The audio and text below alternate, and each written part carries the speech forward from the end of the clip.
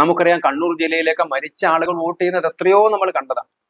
മരിച്ച ആളുടെ പേര് വോട്ടർ പട്ടികയിൽ നീക്കം ചെയ്യുന്നില്ല, അയാളുടെ പേരിൽ മറ്റാളുകൾ വന്ന് വോട്ട് ചെയ്യുന്നു. അപ്പൊ ഇത് കേരളത്തിൽ നടക്കുന്ന സംഭവമാണ്. ആറ്റിങ്ങലിൽ നടന്നു, മറ്റു പല സ്ഥലങ്ങളിൽ നടന്നിട്ടുണ്ട്.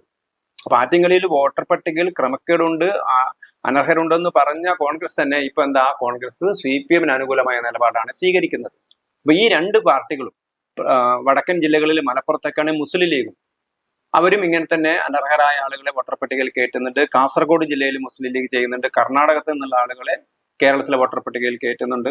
വോട്ട് ചെയ്ത ആളുകൾക്ക് മഷി അടയാളം പറ്റുന്ന സമയത്ത് അത് പെട്ടെന്ന് തന്നെ ആസിഡ് ഉപയോഗിച്ച് പെട്ടെന്ന് തന്നെ മാറ്റാൻ പറ്റും. അപ്പൊ അങ്ങനെ ഒന്നിലധികം ആളുകൾക്ക് പല സ്ഥലത്ത് വോട്ട് ചെയ്യാൻ പറ്റുന്ന സംവിധാനം ഇപ്പോഴും കേരളത്തിലുണ്ട്. അപ്പൊ അത് കർക്കശമായി നടപ്പിലാക്കേണ്ട ചുമതല ആരതാണ്? ഇലക്ഷൻ കമ്മീഷൻ ചുമതലയാണ്. അത് ഇലക്ഷൻ കമ്മീഷൻ നടപ്പിലാക്കുന്ന സമയത്ത് എന്തിനു വേണ്ടിയാണ് ഇത്തരത്തിലൊരു പദ്ധതിയെ എതിർക്കുന്നത് എന്നാണ് മനസ്സിലാവാത്തത്.